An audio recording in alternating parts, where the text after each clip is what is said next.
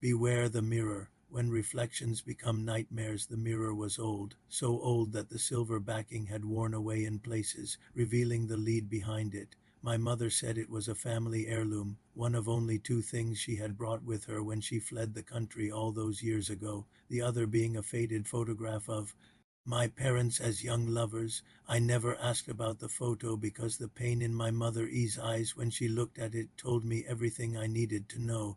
I found myself staring into the mirror because nothing else mattered anymore. It was 2045 and the world outside was chaos. The Great Filter, they called it, a term coined by the media to describe what happened when humanity exhausted Earth's resources and poisoned the planet beyond recovery. Only the super wealthy could afford to live within the domes that shielded them from the toxic air and radiation. While the rest of us struggled to survive in the wasteland outside, the mirror was all that stood between me and the familiar wasteland. My reflection stared back, hollow-eyed and dusty, my skin leathery and dry from the sun. It seemed like an alien creature, a ghost haunting this shell of a house, and yet this creature was all that I had left. There was no one else in the world I cared for or who cared for me, so I did my best to hide from the wasteland, from the people in it, and from myself. That is, until the day the mirror started talking. It began subtly, whispers at the edge of my hearing. At first I thought I was going insane, a common ailment among the wasteland dwellers due to radiation poisoning. Then I saw the cracks spreading through the glass. They were shaped like mouths that moved soundlessly, screaming silently. That's when I knew it wasn't my mind playing tricks on me. Something was inside the mirror, something malevolent and hungry, and then it started to come through. First its fingers, long and skeletal, pushing their way through the cracks. Then came its face, gaunt and gray, like the dust that covered our world, and its eyes, black pits of nothingness. It clawed its way out, leaving bloody trails through the grime on the glass, and then it was free. I screamed and ran, but there was nowhere to go. It was too late. It was already inside me. I collapsed onto the floor, my vision blurring. I felt the thing drag itself across my skin, cold and wet. I could feel its eyes boring into me, tearing me apart from the inside. It whispered in my ear, its voice like sandpaper on bone. Let me out, it rasped. Let me out and I will show you the world. I wanted to scream, to fight back, but I couldn't. All I could do was watch as it consumed me from within. When I finally opened my eyes, the mirror was gone, as was the emaciated creature with the empty eyes. In its place hung the faded photograph of my parents. I stared at it, mesmerized. The image shimmered, and for a moment, just a moment, I saw not a grainy black and white picture, but my mother and father, alive and smiling. They looked happy, truly happy. It made me ache with a longing so deep it was physical. Then the image faded again, leaving me in the dark with only my reflection for company. I ripped the photo from the wall and crumpled it in my hand. This was all that was left of my past, of a time before the Great Filter, a time when the world hadn't ended, and all I had was a broken picture of two ghosts who had loved each other very much. I wandered out of the house, the wasteland stretching out before me like a bad dream. I walked for hours without direction, my feet crunching on the glass that blanketed the ground. The sky was filled with swirling purple clouds, the air heavy with the stench of decay. What was once the world's most advanced city was now a radioactive graveyard. Twisted metal skeletons of skyscrapers clawed at the sky, their windows' vacant eyes staring sightlessly into the void. As the sun dipped below the horizon, the temperature plummeted. The wind picked up, whipping around me, biting at my exposed skin. The wasteland was alive with movement. Packs of feral dogs scavenged for food, while the occasional mutant, twisted and misshapen by radiation, stalked through the ruins. Most of the wasteland dwellers kept to themselves, though some, driven mad by the world's destruction, attacked anyone they came across. I had seen enough violence. When I was 10 years old, I had watched my father die protecting me from a group of raiders. It was a memory seared into my mind, the sight of his blood staining the sand, the sound of his screams echoing in my nightmares. I didn't want to be reminded of that day. I didn't want to see another person.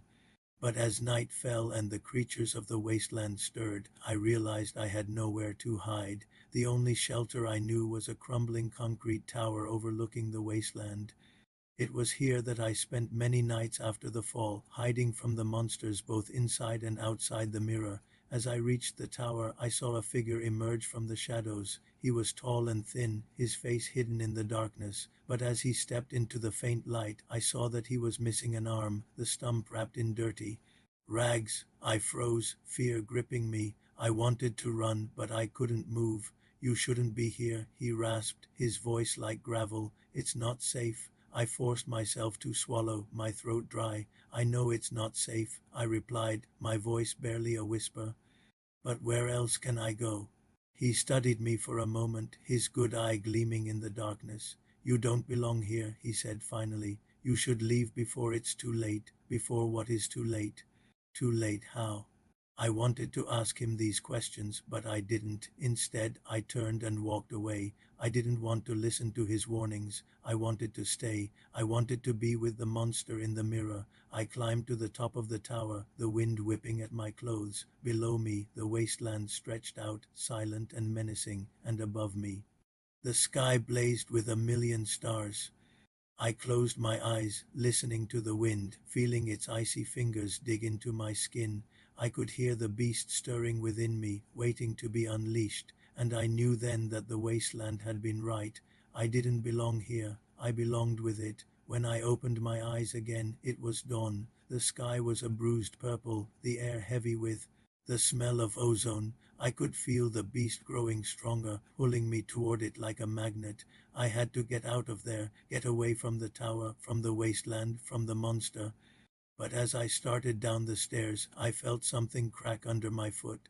I looked down to see a shard of glass, no bigger than my fingernail, glinting in the weak light. I picked it up, turning it over in my hands. It was just a shard of glass, yet it seemed to burn in my palm. As I descended the tower, I saw more shards, each one sharper, more numerous than the last. They were everywhere, covering the ground, crunching under my boots. The shards cut at my skin, drawing blood, but I didn't care. I had to keep moving. I stumbled through the wasteland, the shards guiding me like a path. Ahead, I saw a wall of glass, shimmering in the morning light. I didn't hesitate. I ran toward it, my feet hitting the hard surface, my body slamming against it, the shards digging into my flesh. And then I saw it. The beast was on the other side. I looked down too. See a gaping hole in my chest, the shards of glass forming a perfect mirror, reflecting the wasteland behind me. And on that wasteland, the tower with its single window blazing with morning light, the window I had crawled out of, the window that marked my exit from the only home I had ever known. I reached out to touch the shards, wanting to feel the pain, needing to feel anything but the emptiness inside me, and as I touched them, I felt something stir within me, not the beast, not the monster, but something else, something human. It was the memory of my father, of his love for me, of his sacrifice for me. He had died to protect me from the wasteland, but I had come back to it anyway. And as I stood there bleeding, the shards of glass falling from my torn clothes, I knew I wasn't alone. I may have lost my mother, my only family, to the wasteland, but I had gained something new, something precious, hope. Hope that even in this shattered world there was still beauty to be found. And as the sun rose higher in the sky, bathing the wasteland in golden light, I turned and walked away from the tower, away from the mirror, away from the past. Behind me, the shards crunched under my feet, their sharp edges digging into the soft earth. And with every step I took, I felt the weight of the wasteland lifting, replaced by the promise of a new day, a new beginning, a new hope.